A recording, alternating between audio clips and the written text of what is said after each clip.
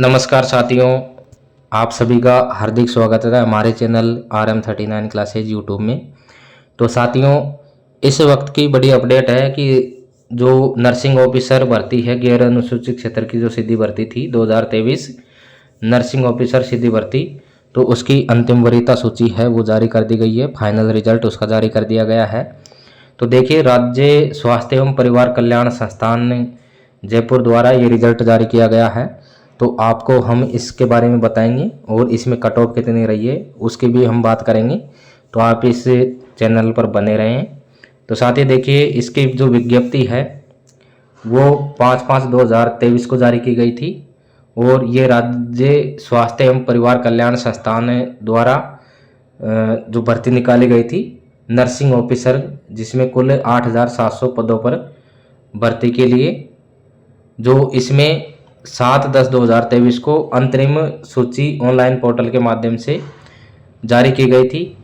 और इसमें जो प्राप्त परिवेदनाओं के नियम अनुसार निस्तारण और माननीय न्यायालय द्वारा रिट संख्या जो 140/80/2023 राजकुमार बेनीवाल बनाम राज्य सरकार, तो रिट याचिका से कवर्ड अन्य रिट याचिकाओं में पारित निर्णय की पालना करते हुए राजस्थान चिकित्सा एवं स्वास्थ्य अधीनस्थ सेवा नियम 1965 के नियम 19 और विज्ञप्ति की शर्तों के अनुसार नर्सिंग ऑफिसर पद की अंतिम वरीयता सूची जारी की जा रही है। तो ये मामला पहले कोर्ट में था, तो कोर्ट में ये रिट लगाई गई थी। तो इस रिट के अधीन ये जो हाई कोर्ट के द्वारा जो फैसला दिया गया है उस फैसले के अनुसार और जो हाई कोर्ट का जो न्यायालय के द्वारा जो आदेश हैं उन आदेशों की पालना करते हुए नर्सिंग ऑफिसर भर्ती 2023 की जो अंतिम वरीयता सूची है, फाइनल जो में रिजल्ट है वो जारी किया गया है। तो इसमें देखिए, जारी की जा रही जो अंतिम वरीयता सूची माननीय न्यायालय में विचाराधीन दायर होने वाले प्रकरणों में माननीय न्यायालय द्वारा पारित किए जाने वाले निर्णयों के अध्याधीन रहेगी और इस शर्त के साथ जारी की जा रही है कि समस्त अभ्यर्थियों द्वारा प्रस्तुत दस्तावेज तथ्यों का आवश्यकता अनुसार किसी भी स्तर और किसी भी समय सत्यापन कराए जाने और सत्यापन के परिणाम स्वरूप इस वरीयता में कोई परिवर्तन की आवश्यकता होती है तो ऐसे किसी भी परिवर्तन हेतु संस्थान विभाग स्वतंत्र होगा।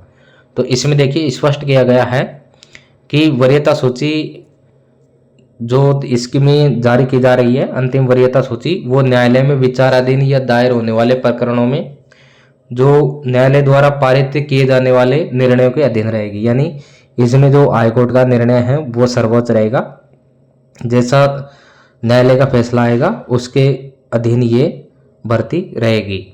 तो इसमें ये जारी की जा रही है अंतिम वरीयता सूची इस शर्त के साथ में। शर्त यह है इसकी कि समस्त अभ्यर्थियों द्वारा प्रस्तुत दस्तावेज और तथ्यों का आवश्यकता अनुसार किसी भी स्तर पर और किसी भी समय सत्यापन कराए जा सकते हैं और उनको सत्यापन इसका करवाना पड़ेगा, वो मना नहीं कर सकते। तो इसमें जो दस्तावेज या जो तथ्य हैं उनका विभाग है कभी भी और किसी भी समय दस्तावेजों का सत्यापन करवा सकता है और किसी भी स्तर पर यह सत्यापन हो सकते हैं। दूसरा, इसमें यह है कि सत्यापन के बाद में वरीयता में कोई यदि परिवर्तन होता है तो परिवर्तन के लिए ये विभाग स्वतंत्र है, उसमें आप उसको चैलेंज नहीं कर सकते। ये न्यायालय के निर्णय के अधीन है और इस शर्त के साथ में ये अंतिम जो चयन सूची है वो जारी की गई है कि विभाग इसमें जो आपके दस्तावेज सत्यापन है किसी भी समय और किसी भी स्तर पर दोबारा करवा सकते हैं और यदि दस्तावेज सत्यापन आदि में यदि उनकी जो वरीयता सूची है उसमें यदि फेरबदल होता है तो वो करने के लिए वो स्वतंत्र है। चयनित अभ्यर्थियों को मांगे जाने पर आवश्यक दस्तावेज प्रस्तुत करने होंगे, जिनके प्रस्तुत किए जाने पर इस वरीयता सूची से किया गया चयन निरस्त किया जा सकता है। दूसरा, इसमें ये भी शर्त है कि मांगे जाने पर अभ्यर्थियों को जो दस्तावेज हैं वो प्रस्तुत करने होंगे और जो दस्तावेज प्रस्तुत नहीं करेगा उसका जो चयन है वो निरस्त किया जा सकता है। साथ ही चयनित अभ्यर्थियों को यह भी सूचित किया जाता है कि जारी की जा रही इस अंतिम सूची में गलत तथ्य प्रस्तुत करने और तथ्य छुपाने में सफल हो जाने के कारण स्थान पाने वाले किसी भी अपात्र अभ्यर्थी का प्रकरण ध्यान में लाए जाने पर संबंधित अभ्यर्थी का चयन निरस्त कर दिया जाएगा। और यदि अन्य किसी अभ्यर्थी को इस आधार पर कि सिमिलर फुटिंग वाले किसी ऐसे अभ्यर्थी का नाम अंतिम चयन सूची में सम्मिलित हो गया था, चयनित करने का अधिकार नहीं होगा। तो यानी इसमें तथ्य छुपाने या गलत तथ्य प्रस्तुत करने पर उस पर कार्रवाई भी हो सकती है और उसका जो चयन है वो निरस्त किया जा सकेगा। तो इसमें देखिए नीति निर्धारण समिति की बैठक में जो निर्णय लिया गया वो नर्सिंग ऑफिसर 2023 में सूची अनुसार विभिन्न कारणों से 1013 अभ्यर्थियों का इसमें परिणाम रोका गया है।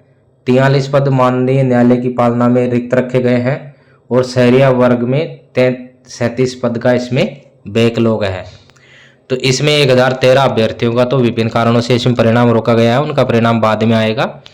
और 43 पद जो माननीय उच्च न्यायालय है उसकी पालना में खाली रखे गए हैं और शहरिया वर्ग में 37 पद है उसका बैकलॉग भरा गया है। अब साथियों देखिए इसमें जो कट ऑफ है उसकी हम बात करें तो गैर अनुसूचित क्षेत्र की अंतिम सूची की कट ऑफ इस प्रकार से है। तो देखिए इसमें अनारक्षित जो सामान्य श्रेणी है तो सामान्य में जो सामान्य की है 75.349 ये इसमें कट ऑफ मार्क्स रहे हैं। उसके बाद में महिला की रही है 69.499 ये महिला की रही है। विधवा की रही है 36.166 यानी 36.166 और विच्छिन्न विवाह इसकी रही है 62.774 कट ऑफ इसमें रही है।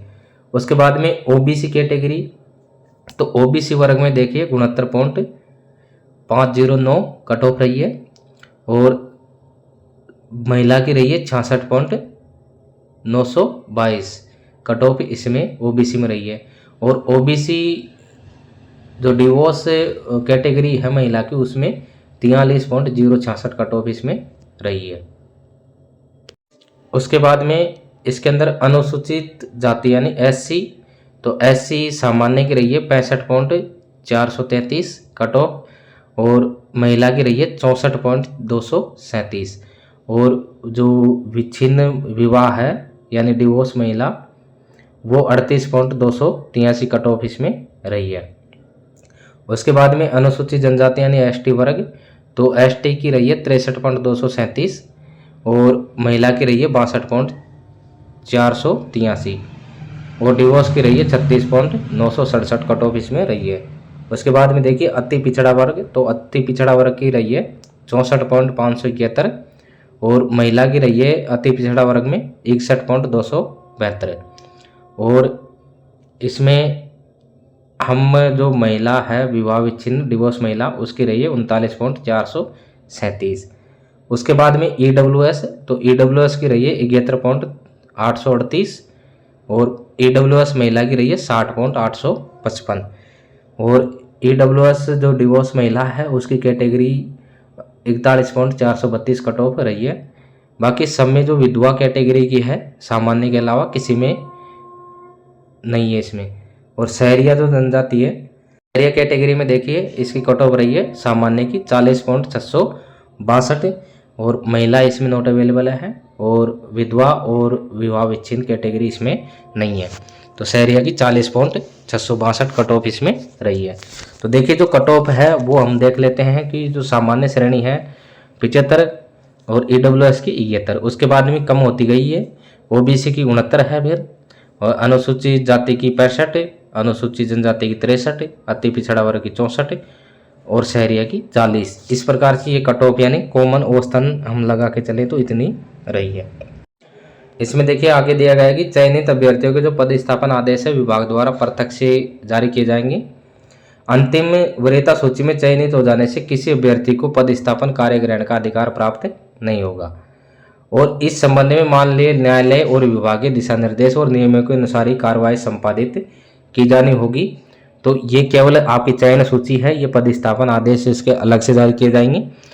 और ये देखिए साथियों ये सूची है जिसके अंदर इसमें देखिए अंतिम जो वरीयता सूची है वो सीरियल क्रमांक एप्लीकेशन आईडी ठीक है। एप्लीकेंट्स नेम यानी अभ्यर्थी का नाम, एप्लीकेशन आईडी, और इसमें देखिए जेंडर है, और applicants date of birth DOB है, आपकी कैटेगरी क्या है, और आपके पिताजी का नाम, और जो वैवाहिक स्थिति है वो, और स्पेशल एबल्ड हो नहीं हो, फिर स्पोर्ट्स पर्सन, एक्स सर्विसमैन, और एवरेज 70% एवरेज जो मार्क्स हैं वो,